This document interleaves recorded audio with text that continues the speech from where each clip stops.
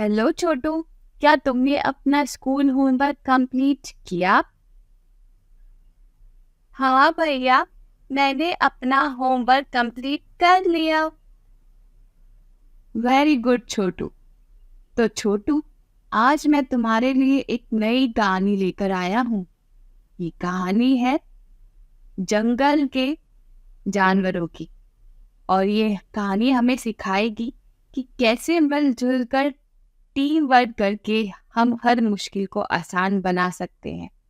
तो सुनो छोटू, ये कहानी मेरे साथ। एक हरे भरे जंगल में, जहाँ ऊंचे पेड़ और रंग बिरंगे फूल थे, जहाँ पशु पक्षी खुशी खुशी अपने परिवारों के साथ में रहते थे। जंगल के कई जीवों में एक शांत कछुए का परिवार भी था, जो एक शांत तालाब के पास में रहता था।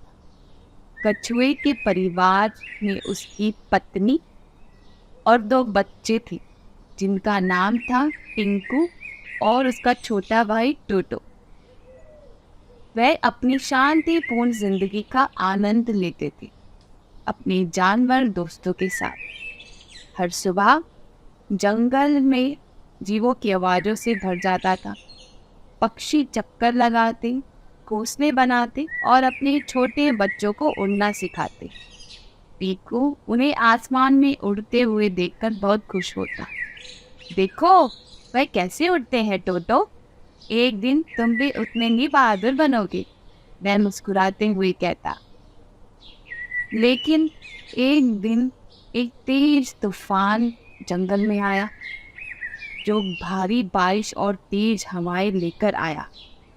पक्षियों ने अपने घोंसलों की तरफ उड़ान भरी, लेकिन टिक्कू और टोटो की माँ मीना को टोटो की चिंता थी, जो अभी तैरना सीख रहा था। उनकी माँ मीना ने कहा, हमें उसे सुरक्षित रखना होगा। उसकी आंखों में चिंता थी। जब तूफान आया तो कछुए का परिवार एक बड़ी चट्टान के नीचे सिमट कर बैठ गया, बारिश के थमने की उम्मीद करते हुए।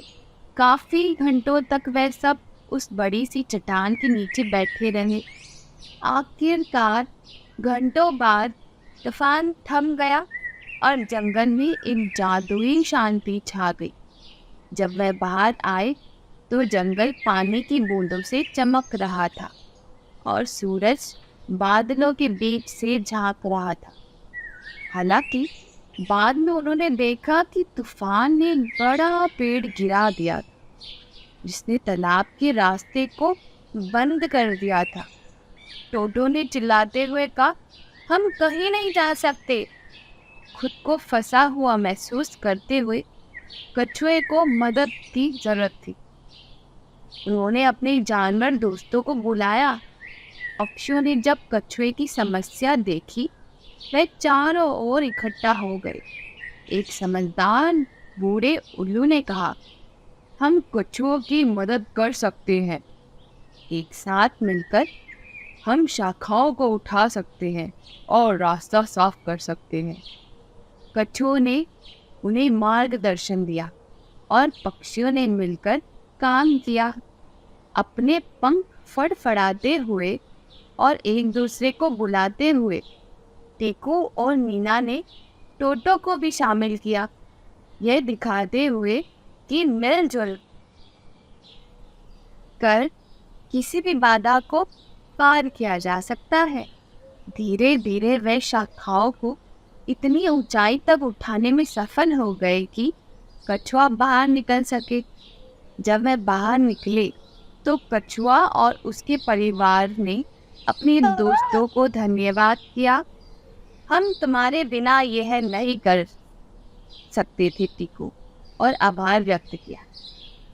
उस दिन से कछुओं और पक्षियों के बीच का बंधन और भी मजबूत हो गया। उन्होंने ऐसे आयोजन किए जहाँ सभी जंगल के जानवर एक साथ मिलकर दोस्ती का जश्न मनाते और कहानियाँ सुनाते, गाने गाते और एक साथ जंगल की सुंदरता का आनंद लेते। कछुए के परिवार ने सीखा कि चाहे मुश्किलें कितनी भी कठिन क्यों ना हो, प्यार और मिलजुल कर वह किसी भी मुश्किल को पार कर सकते हैं। जंगल एक खुशी और पारिवारिक स्थान बन गया, जहाँ हर जीव, बड़ा या छोटा, एक बड़े परिवार के रूप में एक साथ फलता और फूलता रहा। तो छोटू बताओ, ये कहानी हमें क्या सिखाती है? भैया, इस कहानी से हमें ये शिक्षा मिलती है कि हमेशा एकता और सहयोग से कोई भी मुश्किल आसानियों से हल की जा सकती है। वेरी गुड छोटू।